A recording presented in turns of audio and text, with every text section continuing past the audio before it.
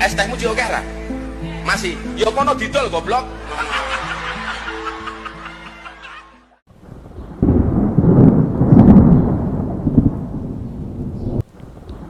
Halo guys, lo pasti udah denger kan tentang Gus Miftah yang baru-baru ini ngelawak soal pedagang es teh? Nah, banyak yang kaget, bahkan nyebutnya nggak lucu dan malah nyindir banget. Kayak merendahkan kelas bawah gitu.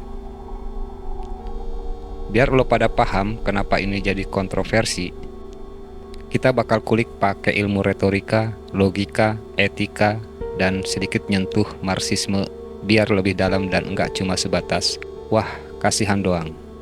Yuk kita analisis bareng-bareng.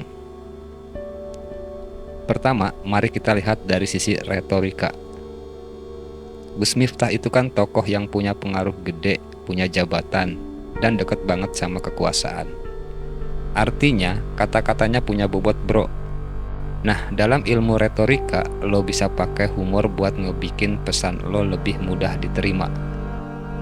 Tapi jangan sampai lo malah merendahkan orang lain. Gus Miftah pakai cara yang nggak bener, kayak ngeledek pedagang es teh dengan cara yang kasar. Ini bukan humor, ini malah jadi bentuk penghinaan.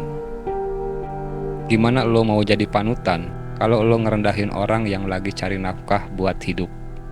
Seharusnya lo bisa pakai satire atau kritik yang lebih halus, yang ngegambarin realitas sosial tanpa harus ngejatuhin. Misalnya, dia bisa nyindir sistem ekonomi yang bikin orang-orang kayak pedagang es teh mesti banting tulang buat dapetin uang. Bukannya malah fokus ke individu yang seolah-olah salah. Ini yang disebut sebagai misdirected humor, menggunakan target yang salah dalam sebuah lelucon. Gus Miftah seharusnya lebih bijak. Next, mari kita bahas logika. Gus Miftah ngomongnya udah pasti dilihat banyak orang, apalagi dia punya jabatan dan pengaruh.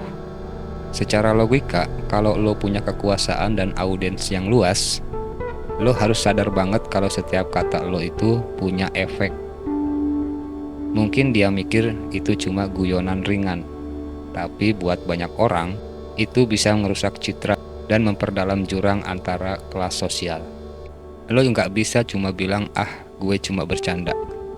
Karena kata-kata lo bisa menciptakan stereotip dan stigma. Dan itu bro, nggak lucu sama sekali. Dalam hal ini, logika komunikasi juga bilang bahwa kata-kata lo yang nggak dipikirin bisa bikin masalah lebih besar. Di dunia sekarang, di mana sosial media gampang banget viral, satu kalimat bisa bikin heboh. Jadi, nggak ada alasan buat ngomong sembarangan. Apalagi lo tokoh yang punya pengaruh.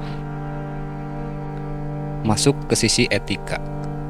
Ini yang paling keras dan harusnya lo pegang bro. Gus Miftah adalah seorang tokoh publik, punya jabatan, dan dia dekat dengan kekuasaan. Apa artinya itu? Artinya dia punya tanggung jawab moral lebih besar. Etika komunikasi itu punya aturan. Jangan pernah nyerang kelas sosial yang lebih rendah dari lo. Apalagi dengan cara yang menghina gitu. Gus Miftah ngelakuin kesalahan besar di sini. Dengan candaannya, dia seolah-olah merendahkan kelas pekerja yang emang berjuang banget buat hidup. Pedagang es itu adalah orang yang keras berusaha buat cari rejeki. Dan lo sebagai orang yang punya kekuasaan malah nyindir mereka. Ini nggak cuma nggak etis, tapi juga mencerminkan ketidakpedulian terhadap kesulitan orang lain. Di sini, Gus Miftah gagal melihat posisi sosial orang lain dan malah memperburuk ketimpangan sosial yang sudah ada. Lo tahu kan bro, dunia ini udah penuh ketimpangan. Lo yang di atas malah ngerendahin yang di bawah. Itu bukan hal yang bisa dipandang sebelah mata. Yang terakhir, kita lihat dari perspektif marxisme. Dalam pandangan Marx, lo harus melihat segala sesuatu dari posisi kelas sosial dan sistem ekonomi yang ada.